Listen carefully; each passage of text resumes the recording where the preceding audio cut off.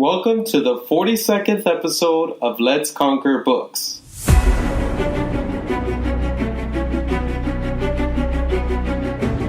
Adam Braun, in his book The Promise of a Pencil, said, "It's the presence of others who are smarter, kinder, wiser, and different from you that enables you to evolve. Those are the people to surround yourself with at all times." In this episode, I talk about 10 aspects of the dip that leads you to mastery, which are: the dip has extraordinary benefits. The dip controls everything in life worth doing. The dip creates scarcity. The dip insulates you from the competition. The dip is an opportunity. Know that you are facing the dip. Quitting the dip will turn you into a serial quitter. Find a steep dip. Keep going when the dip is expecting you to stop. And the dip is an opportunity to create something extraordinary. So let's get into it.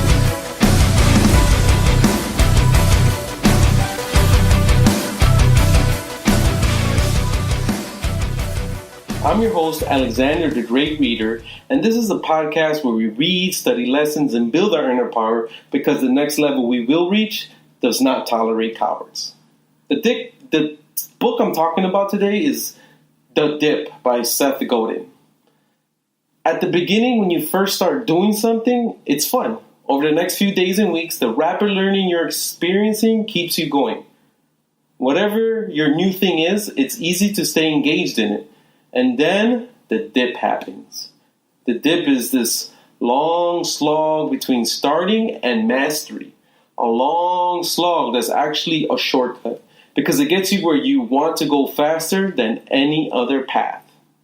An example I'm going to use for a dip is being an optimal reader, an expert reader, a professional reader. This is a new concept I'm coming up with, and I got this while exercising, and I know, or watching other people exercising, they did different exercises that look more difficult, more well thought out, more researched, and they had better physique, and I could tell they were eating more, and they were taking it way more serious than me, and they were staying there longer than I am, coming earlier than I am, more times than I am. Some people go 2-3 times to the gym. They're professional people who take care of their bodies, and they don't necessarily get paid for it. There's a lot of people in there that are not getting paid for it. It's just their lifestyle, just like me. I don't get paid to read a bunch of books, but it's my lifestyle. It's what makes me feel good. There's 10 aspects. The first aspect is extraordinary benefits occur to the tiny minority of people who are able to push just a tiny bit longer than most. Now, in the United States, the average reader reads about 4 books a year. Now, I don't push just a tiny bit because I read over 100. The last 2 years, I've been reading over 100 books a year.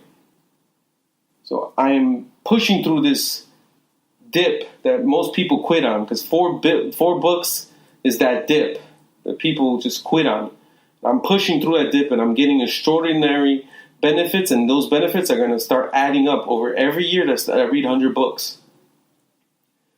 The second aspect is almost everything in life worth doing is controlled by the dip. I'm going to reference CEOs here, because CEOs read about 60 books a year. Why are they putting that much effort and time into reading 60 books a year? There's something worthwhile doing that.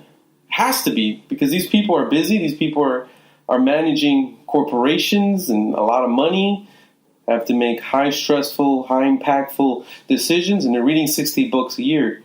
And that was my goal. 60 books when I started out doing this. It's like, I'm going to read as much as the CEO reads. The third takeaway is the dip creates scarcity. Scarcity creates value. When I was thinking of doing this podcast, I was close to 100 books. And I said, you know what? I should reach 100 books, because that will generate interest in the podcast. That'll be the hook. Just me saying that I read 100 books a year will create interest enough for people to listen in, take me serious, because it's not every day that you hear somebody reading 100 books in 1 year. It's very scarce people that are successful. That's not the average people is not wildly successful. And these wildly successful people read books. Elon Musk reads a lot of books. He's always referencing books. Books have influenced his life. Jeff Bezos too. If you read that book on the space barons, they talk a lot about how Jeff Bezos was influenced by all the books he used to read. Warren Buffett takes a lot of time reading every day. I don't know if it's 8 hours or 8 hours daily reading. The fourth aspect is, in a competitive world, adversity is your ally. The harder it gets, the better chance you have of insulating yourself from the competition. If that adversity also causes you to quit, though, it's all for nothing. Now, for me, the reading, novels, philosophy, science books, sci-fi, that's my adversity because I am a high school dropout. I really didn't read books when I was young. Nothing at all. Very little. Maybe one a year, if that. So reading novels, reading philosophy, science books, sci-fi, it's a real challenge to me. And for a lot of other people too. And there's really not much people around me, people I know, that read the type of stuff I'm reading and can even compete with me at the numbers I am producing of reading, the type of knowledge that I'm gaining. The fifth aspect is it's not enough to survive your way through this dip. You get what you deserve when you embrace the dip and treat it like the opportunity that it really is. Now, if you embrace the dip and you treat it like an opportunity, you're creating neural pathways, connections to other books you read. New books are connecting with older books, and you're getting inspiration. You're getting creativity flowing through you. You're becoming more grateful because you read how hard others have it. You're getting inspired by how others have overcome so much. You're becoming empathetic about how others struggle, others live, others don't have the opportunities you have. And right now I'm thinking about Seneca's shortness in life, and it's true, the life is short and we're not taking life seriously. And reading helps you do that. Aspect number 6 is knowing that you're facing a dip is the first step in getting through it. Now, the dip that I know I was facing a lot this year was reading big books. Most people face that same dip too, like 700, 500, 600, 800, 900 page books. People barely read those books, and if they do read books, they're definitely not big books like 700, 800. So you just got to get through it. Just do it. Just get through reading a big book. Because just doing that has already separated you from the majority, the pack. You've gotten through the dip of reading big books. My biggest book I've read this year is the Steve Jobs books, and it was worth it. Definitely worth it. The autobiography by Walter Isaacson. Aspect number 8 or 7 is quitting when you hit the dip is a bad idea.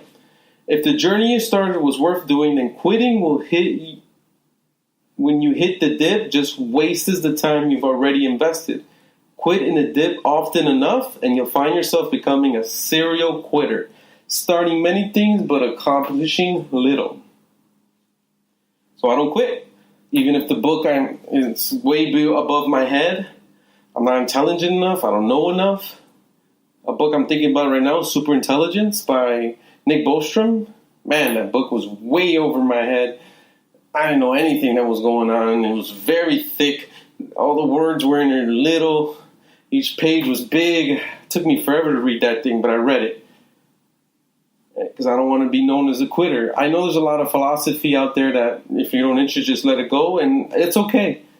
But I'm trying to build a different type of muscle become a different type of professional, and these are the things I have to do. Ralph Waldo Emerson is a great intellectual from the past, and people love him, so I was like, let me read this stuff, and that stuff was flying above my head. I read Self-Reliance, his essay, and I didn't understand 95% of it. I got through it. I got through that dip. Mango Street is another one. I really didn't get it. I don't know why this book is one of the best reviewed and has tons of reviews, and they're making kids read this book. I thought it was all right. Got through the dip. Aspect number 9 is if you want to be a superstar, then you need to find a field with a steep dip, a barrier between those who try and those who succeed. And you got to get through that dip to the other side. This is actually aspect number 8. So most people read an average of 4 books. So I consider myself a superstar when it comes to reading. And anybody who reads 100 books should consider themselves a superstar. And people view you and they want to be like you, because everybody wants to read more, but they can't.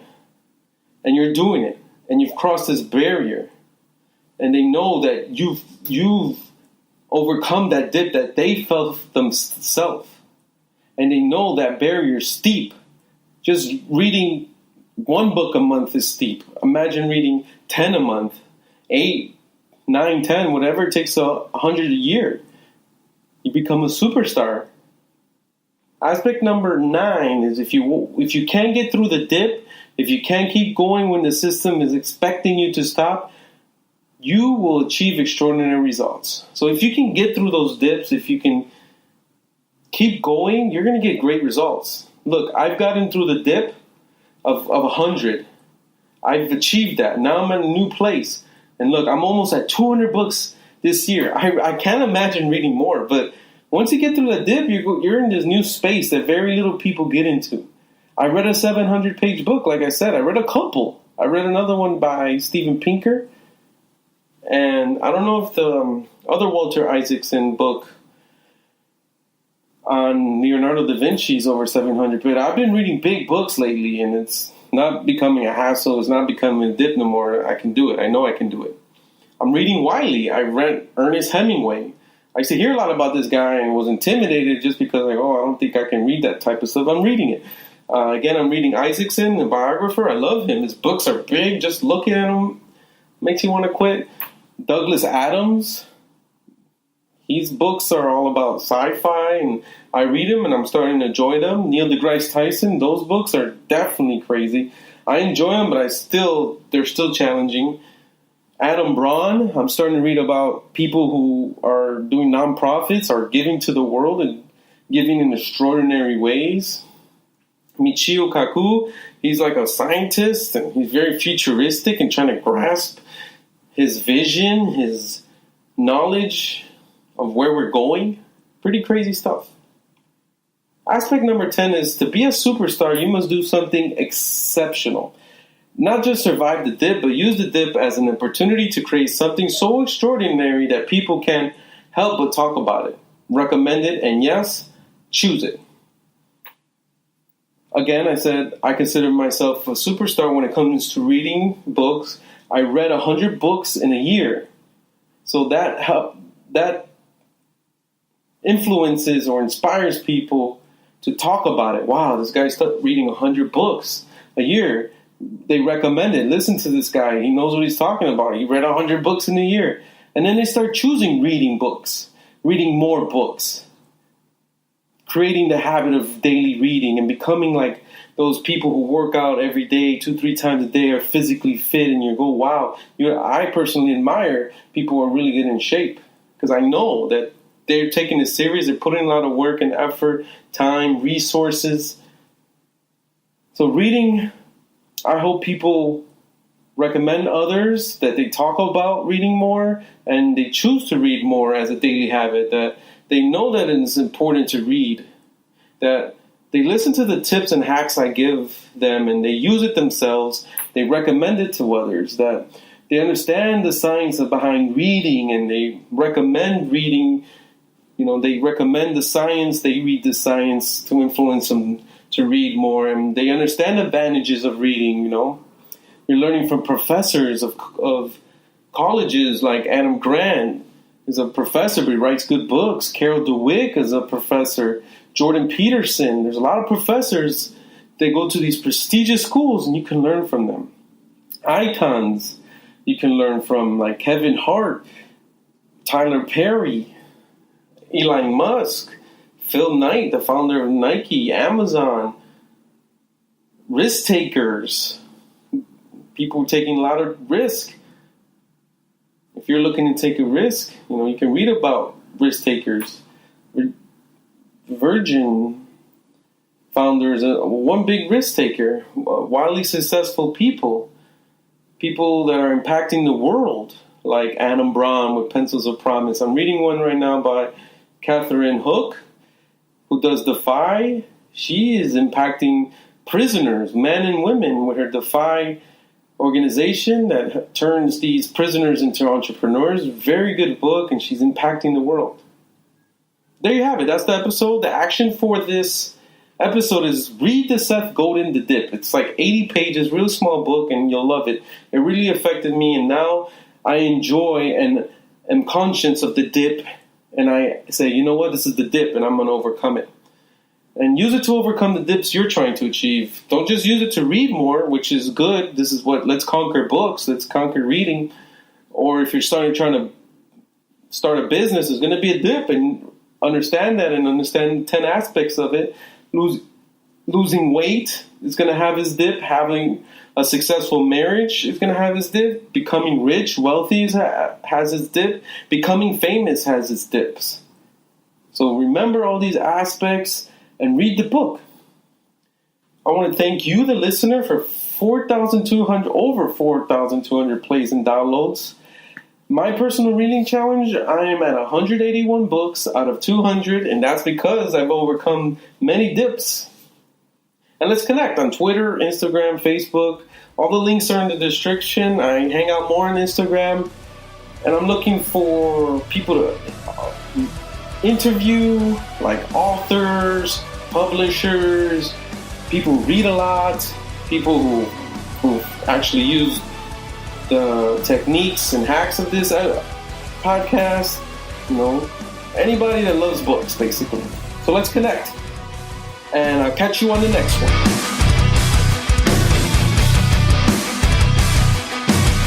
Please subscribe to this podcast on iTunes, Stitcher, Google Play, Anchor, or any other podcasting platform so you don't miss the next episode where I talk about, trust me, your childhood was not that bad.